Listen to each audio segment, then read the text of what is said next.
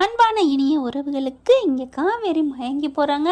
நம்ம அப்பா மேலே இவ்வளோ ஒரு களங்கத்தை சுமத்திட்டு ஒரு அப்பா அம்மா பிள்ளைங்க வந்திருக்காங்களே அப்படின்னு சொல்லிட்டு இங்கே நம்ம தலைவன் பார்க்குறாரு. ஏன்டா கவலைப்படுற, மாமா இருக்கையில் நீ அதெல்லாம் கவலையே படக்கூடாது அப்படிங்கிறாங்க.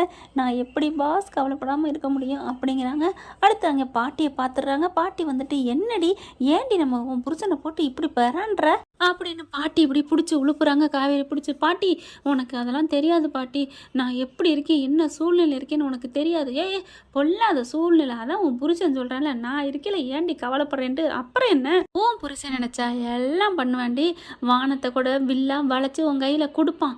அந்த ராமனுக்குள்ள பவர்டி உன் புருஷனுக்கு இருக்குது, அதெல்லாம் கவலைப்படாத. உன் அப்பா மேலே பட்ட கரையை தொடச்சி எடுத்து தூறு வாரி போட்டுட்டு இங்கே வந்திருக்கிறதுல பட்டையை கிளப்பி வெளியில் அனுப்பிட்டு உன்னை பட்டு தங்கோன்னு சொல்லுவாண்டி, நீ ஏண்டி பயப்படுற, வீட்டு பத்திரத்தை உன் பேரில் மாற்றி உன் கையில் கொடுப்பாண்டி, நினச்சி பாரு அப்படின்னு கற்பனை பண்ணி சொல்ல அப்படியே வாங்குற மாதிரி பார்க்க அப்படியே சிலுத்து போகுது காவேரிக்கு. அப்படியே விஜய் பார்க்குறாரு, வரேன் வா வா வா பாட்டி அப்படின்னு தூக்கிடுறாங்க. காவேரி அப்படியே பார்க்குது மேலேயும் கீழேயும். ஏய் பாட்டிடி, பாட்டி தான், நான் என்ன தாத்தா நான் சொன்னேன், கரெக்டான நேரத்தில் அப்படி கவுண்டர் மட்டும் கொடு அப்படின்னு சொல்லிட்டு, டே பேராண்டி இறக்குடா அப்படிங்கிறாங்க பாட்டி. இறக்கு அப்படிங்கல, விடுங்க பாட்டி இருங்க அப்படின்னு சொல்லிட்டு மெதுவாக நான் இறக்குறேன் அப்படின்னு இறக்கி விட்றாங்க. போடா, உன் தாத்தா கூட இந்த மாதிரி தூக்குனதில்ல, நீ வேற லெவல்ரா அப்படிங்கிறாங்க. பாட்டி அப்படிங்கல, நான் நல்லா தூக்குனேனா அப்படின்னு விஜய் கேட்க, ஓரளவு 99% போடலாம் ஓட்டு உனக்கு அப்படிங்கிறாங்க. என்ன பாட்டி அந்த 1% என்ன, அது உங்கள் தாத்தா, அது வேற லெவல்ரா, உங்கள் தாத்தா மேலே வராதுடா அப்படிங்கிறாங்க. உங்களுக்கு எல்லாம் புரியுது என்னை பற்றி, ஆனால் உங்கள் பேத்திக்கு புரியலையே பாட்டி அப்படின்னு சொன்னோன்னு பார்க்குறாங்க நம்ம காவேரி. பேத்திக்கு புரியுது புரியலை, அவங்கவுங்க கஷ்டம் அவங்கவுங்களுப்பா, என்ன பண்ணுறது அப்படிங்கிறாங்க. சரி விடு, நான் இருக்கேன்ல கவலைப்படாத, உங்கள் பாட்டி பார்த்தில நான் எப்படி அப்படியே முடிச்சு நல்லபடியாக உங்கள் மனசு நோகாமல் அந்த வீட்டை உன் பேரில் எழுதி காமிப்பேன், இது மங்கம்மா சபதமா அப்படிங்கிறாங்க. அதுக்கப்புறம் அங்கே நிவின் யமுனா கங்கா எல்லோரும் வராங்க. இப்போ என்ன பண்ணுறது, அந்த கும்பல் ரூம்குள்ளே ஒட்டிக்கிட்டு கிடக்கு, இப்போ எனக்கு ரூம் போச்சு அப்படின்னு கத்துதுங்க. சரி விடு, ஏதாவது பண்ணுவோம், பிளானை போடுவோம், இப்போ எங்கே போகுது அப்படின்னு சொல்லிட்டு நாங்கள் நல்லபடியாக ஒரு யோசனை பண்ணி வச்சுருக்கோம், அது பிரகாரம் பண்ணுவோம், நீங்கள் எதுக்கும் கவலைப்படாதீங்க அத்தை அப்படிங்கிறாங்க. நிவினை கூப்பிட்றாங்க. நிவின் ப்ரோ என்ன பண்ணலாம் ப்ரோ, நீங்கள் தான் சொல்லணும், குமரனுக்கு ஃபோன் பண்ணி கேட்போமா சகலைக்கு அப்படின்னு சொல்லிட்டு தனியாக போகிறாங்க. மாடிக்கு போயிடுறாங்க. போயிட்டு சகலைக்கிட்ட ஃபோன் மட்டும் பேசுகிறாங்க. சகலை இப்போ என்ன பண்ணுறது சகலை அப்படின்னு கேட்க, ஐயோ எங்கள் மாமாவை பற்றி அப்படி யாரும் சொல்லக்கூடாது, சொன்னான்னா வாய் அழிய போயிடும், நான் கவுஞ்சு போயிடும் அப்படின்னு கத்துறாரு. சகலை நீங்கள் அதெல்லாம் எதுவும் நினைக்காதீங்க, ஒன்றும் பிரச்சனை இல்லை, அதெல்லாம் நான் பார்த்துக்கிறேன், நாங்கள் யாரும் நம்பலை, அவங்க சொல்லிட்டா நாங்கள் நம்பிடுவோமா என்ன சகலை அப்படிங்கிறாங்க. ஆமாம் நீங்கள் எதுவும் நினைக்காதீங்க நிவினு, நீ மாமாவை எதுவும் நினைக்காத அண்ணே, நான் எப்படிண்ணே அப்படிலாம் நினைக்க மாட்டேனே அப்படிங்கிறாங்க.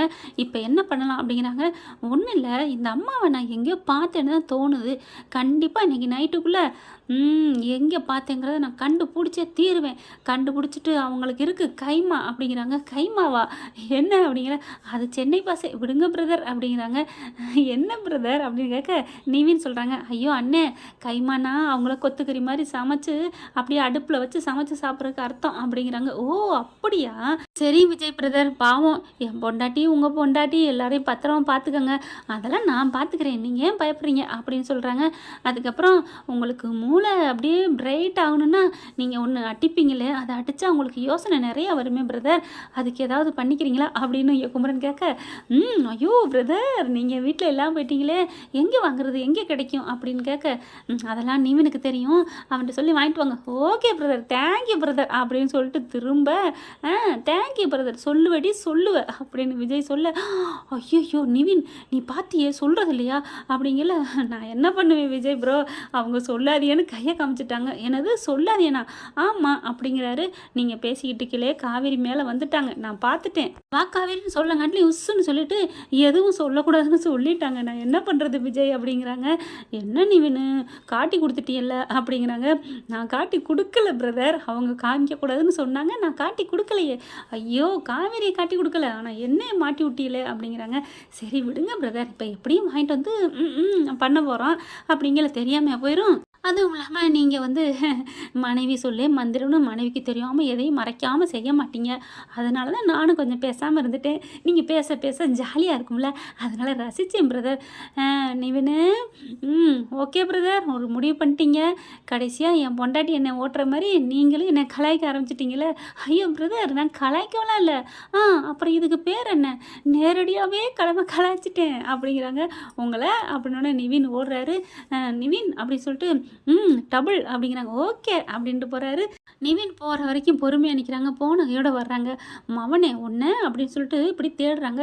டார்லிங் என்னடா தேடுற, நல்லா சொல்லிடுவேன் அப்படிங்கிறாங்க. என்ன கூட்டுறதா, அதை தானே சொல்ல வந்த அப்படின்னு விஜய் கேட்க, ஆமாடா அப்படின்னு சொல்லிட்டு தேடுறாங்க. அதெல்லாம் கிடைக்காது, இந்த இருக்கு பாரு அப்படின்னு சொல்லிட்டு இங்கே கூட்டிகிட்டு போட்டு வச்சுருக்காங்களா, எடுத்து கொடுக்குறாங்க. இந்தாடி இந்த செல்லம், நீ என்ன பண்ணணுமோ பண்ணிக்கோ, ஆசை தீர பண்ணிக்கோ அப்படின்னு கொடுக்க, அதை வாங்கி அப்படியே தூக்கி போடுறாங்க காவேரி. ஏன்டா தூக்கி போட்ட, மாமா அடிக்கலையா, அடிச்சுக்கோ அடிச்சுக்கோ அப்படின்னு அப்படியே முதுகை காமிக்கிறாரு. ஒன்றுங்க அப்படின்னு சொல்லிட்டு முதுகிலே 4 தட்டு தட்டுறாங்க. என்னடா அப்படி பண்ணிகிட்ருக்கு, ஏன்டா இப்படி பண்ணுற அப்படிங்க.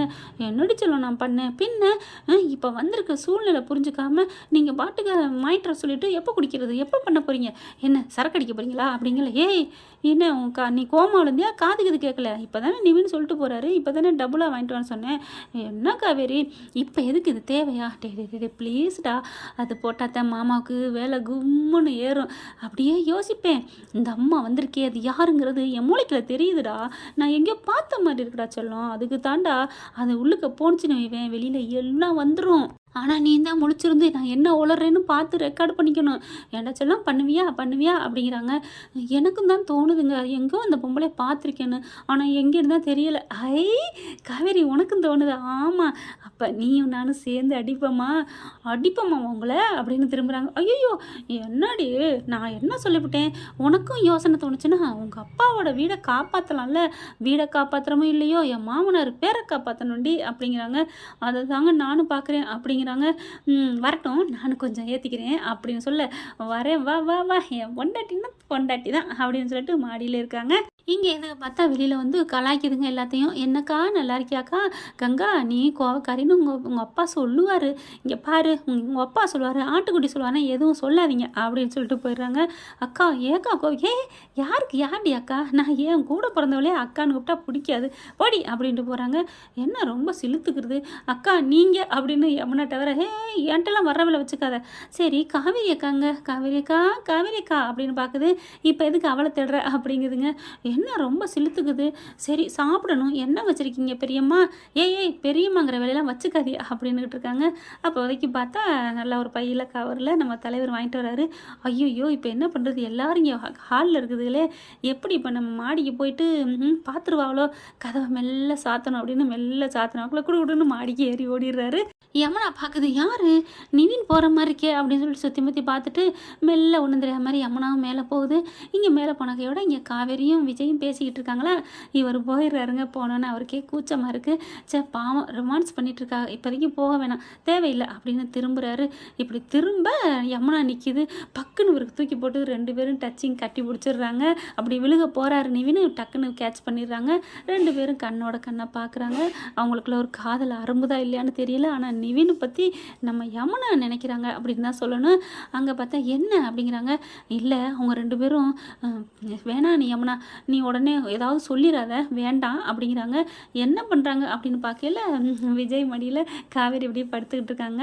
அதுக்கப்புறம் என்ன செல்லம் அது வந்து குடித்ததுக்கப்புறம் நீ கொஞ்சம் குடிப்பியா நான் கொஞ்சம் குடிப்பேனா, அப்படியே நீ என் மடியில் வச்சு படுத்துக்கங்க அப்படின்ட்டு டக்குன்னு நான் உங்கள் மடியில் படுக்கிறேன் அப்படின்ட்டு இவர் விஜய் போய் நம்ம தலைவி மடியில் படுக்கிறாரு. இப்படியே என் வாயில் நீங்கள் குடிப்பீங்களா, நான் குடிச்சிட்டே அப்படியே யோசிச்சுக்கிட்டே எல்லா உண்மையும் கண்டுபிடிச்சி உங்ககிட்ட நான் சொல்லுவேன், என்கிட்ட தங்கம் என்கிட்ட செல்லம் அப்படின்னு சொல்லிட்டு கண்ணத்தை பிடிச்சி திருகிறாரு. அந்த உதட்டை பிடிச்சி கிள்றாங்க.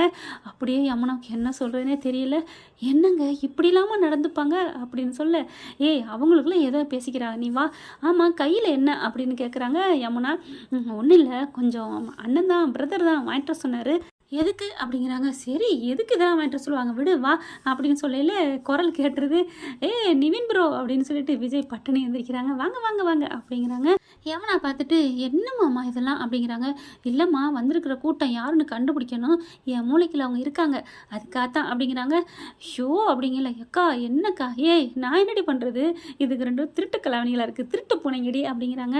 அதுக்கப்புறம் நான் அளவாக தான் கொடுப்பேன் அப்படின்னு 2 பேரும் உட்காந்து கொடுக்குறாங்க, குடிச்சிடுறாங்க. அதுக்கப்புறம் நிவின் வந்து அப்படியே ஒரு மாதிரியாக தள்ளாடுறாரு. யமுனா நீ கூப்பிட்டுட்டு போ, நாங்கள் காலையில் வர்றோம் போ அப்படிங்கிறாங்க. அக்கா என்னக்கா நீ வரலையா, நான் பார்த்துக்கிறேன்டி, என் விஜய் எனக்கு பார்த்துக்க தெரியும், நீ போ அப்படின்னு சொல்லி அனுப்பி வச்சிடுறாங்க. அவங்க போனதுக்கப்புறம் என் செல்லா குட்டி என் மாமா மேலே உனக்கு அவ்வளோ பாசண்டி, அதனால தான் அவங்கள அனுப்பி வச்சுட்டு இல்லை, காதலோட மாமாவை கட்டி பிடிக்கணும் தானே. ஆமாம் கட்டி பிடிக்கணுண்டு. ஆமாம் ஆளைப்பாரு, நீங்கள் ஒரு உண்மை சொல்கிறேன்னு சொன்னீங்க, இப்போ உங்களுக்கு தோணுதா, சொல்லுடா சொல்லு அப்படிங்கிறாங்க. நீ மடியில் படுச்சிடலாம் அப்படின்னு படுக்க வச்சு அவங்கள காவேரி உட்கார வச்சு மடியில் படுத்துக்கிறாரு நம்ம தலைவர். இந்த அம்மாவை எங்கேயோ பார்த்துருக்கேன் அப்படின்னு யோசனை பண்ணிக்கிட்டே இருக்காரு. எங்கே பார்த்தேன் அப்படின்ட்டுக்கில அவங்களுக்குள்ள மண்டைக்குள்ள அப்படி குழம்புது. காவேரி எனக்கு வந்துருச்சு அப்படிங்கிறாங்க. எங்கே பாஸ் எங்கே பார்த்தீங்க, எங்கேடா அப்படிங்கல. ஐயையோ மறந்துருச்சே, என்னங்க அப்படின்ட்டு யோசனை பண்ணுங்க. அந்த அம்மாவை எங்கே பார்த்தேன் எங்கேயோ பார்த்தனே, ஏதோ நான் கொடுக்குறேன் அந்த அம்மா வாங்குது அப்படிங்கல. காவேரி வந்துருச்சு, சொல்லுங்கள் எங்கே பார்த்தீங்க அப்படிங்கல. அதான் மறந்துருச்சே அப்படிங்கிறாரு. இந்த மறக்காமல் இருக்கிறதுக்கு என்ன சொல்கிறது ஒன்றும் புரியலையே அப்படின்னு தவிக்கிறாங்க. அதுக்கப்புறம் யோசி அந்த அம்மா கொடுக்குது, நீங்கள் வாங்குறீங்க, சொல்லுங்கள் என்ன கொடுக்குது, என்ன நான் தாண்டி கொடுக்குறேன்.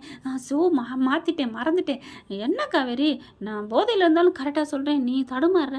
சரி சொல்லுங்கள், நீங்கள் கொடுக்குறீங்க அந்த அம்மா வாங்குது, எங்கே எப்போ, நான் எங்கேயோ கொடுத்துருக்கேன்டா, இது எங்கேயோ வாங்கியிருக்கு, என்னன்னு தெரியலையே அப்படியே கண்ணு மூடுறாரு.